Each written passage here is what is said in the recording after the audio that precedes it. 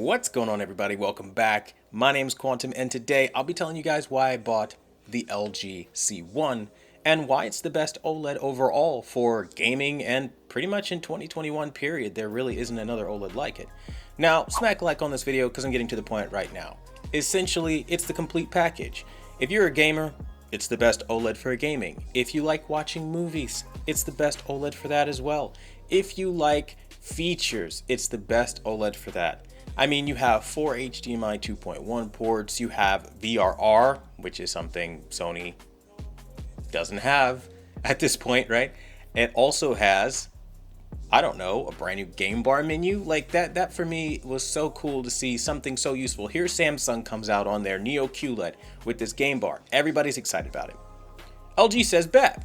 And they come out with one themselves, and it's so freaking cool because you can customize the color and there's various other aspects of it that make it really neat. And I think that was the right move. And seeing like pro consumer moves like that really for me are like everything. I love when companies come out and say, hey, we're going to do something pro consumer and we're going to give it to you for absolutely free. So I'm totally on board with that. But then there's the aspect of the picture quality. The picture quality is incredible, especially when you're playing Xbox Series X and you're watching like some of these games open up like Devil May Cry 4. Oh my God. Like you will not find a more beautifully graphical game than that, or graphically beautiful game than that. That game really hits hard. And I haven't even had the chance to test PC out yet. Now I've made some new settings and I'm so excited to share that with my members, but I'm telling you right now, I'm having fun regardless. Like the thing just slaps hard. Motion is one of the things that was really big for me, having seen the Sony A90J and the Sony X80J.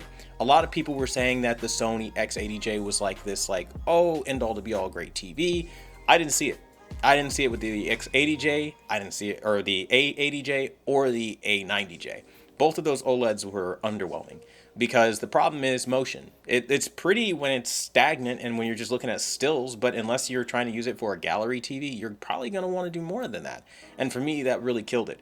Now, also, there's just the simple fact that the cost, right? Like it's super affordable for what it is, and Sony is overcharging for picture quality that is not better. And a lot of IOUs like VRR, like what even is that right now? And they have less HDMI 2.1 ports. It sounds petty to some, but for me, these are reasons why I chose Sony over everybody, or rather LG over everybody else, because Sony is not trying.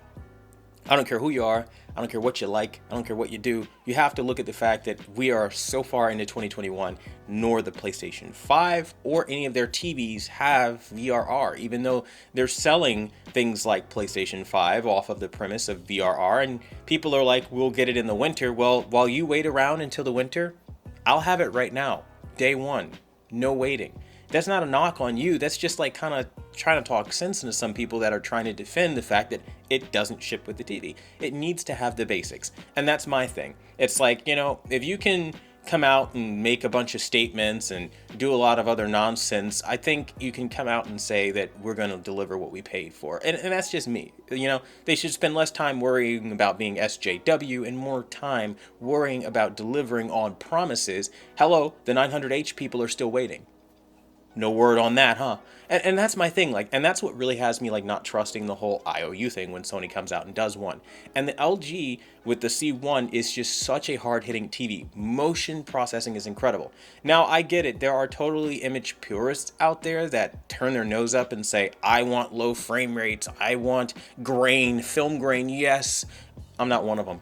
I hate it. I think it's disgusting. I think those are 20-year-old standards. You need to grow up. You need to move on with the times. You need to get with the times. At the end of the day, film, technology, all that stuff evolves. And to sit there and watch something with low resolution, low frame rates, desaturated color spaces on a 10-bit TV, I think it's stupid. But personally, that's a preference. Other people, they love it, and hey, go watch your outdated TV. There's not really much of a point to update doing that, but hey, go do your thing, whatever makes you happy, right? And for me, LG hits the nail right on the head with motion processing, and I love what they call the soap opera effect or the hyper realistic look. The thing is, though, motion isn't grainy or crappy, and you know, you'll have people like Caleb on Digital Trends say things like, oh, well, you know, it basically makes a movie what looks like a movie. It's like, who said I wanted it to look like an old film? I bought a new TV. I want to feel like I'm on set. I want to feel like I'm in this world, like everything's blasting by me in a realistic manner. I don't want to see the chop, chop, chop, chop, chop, chop, chop, chop, chop. I don't want to see that crap. It's ugly for me. But again, that's why I chose the C1, because, you know, I am somebody that loves technology to evolve, and the C1 is doing that. I'm seeing LG make clear strides with color technology. Where they had blood orange reds, they don't have that anymore. And it's almost like, as the years go on, every single gripe or critique I could give LG, they've kind of fixed it. Where Sony is just sitting on their hands like, we don't owe you anything. We don't owe our customers anything. We don't have to improve on anything. We're better than everybody. We can do whatever we want. And if you've got a problem with it, you can get bent, because we're Sony. And at the end of the day, that's not a message I'm going to endorse, especially when they want to come out and make all of these SJW political statements and everything all the time. It's really annoying. Like, it's like, dude, like, nobody cares. Nobody cares. Like, you can go fuck off in a dark corner. Like, I don't care, right? And I think a lot of people feel that way, because it's like, at the end of the day, we're here to buy TVs, right? And when you want to start putting it in our face that you want something else for us in our homes, we're just kind of like, okay, but we can choose that for ourselves. Like, you don't have to hold my hand, guy. Like, I got this. And that's, like, for me, Sony is a more disrespectful company from the jump. You fire on that TV, you're going to be met with those terms of service, whether you want them or not. And they don't care. They'll look at you like, you didn't want terms of service. Who asked you what you wanted? You only paid me $3,000 for the A90J.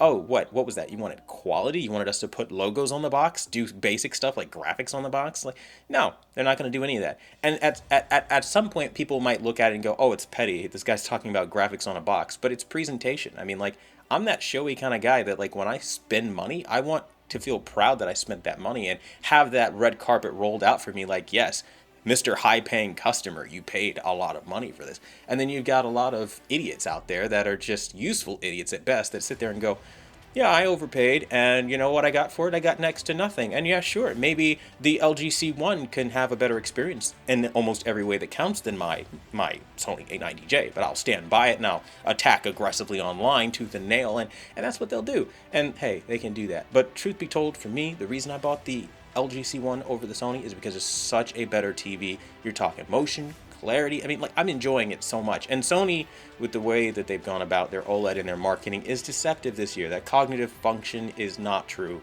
It doesn't do anything more than the X1 Ultimate chip. I tested that myself.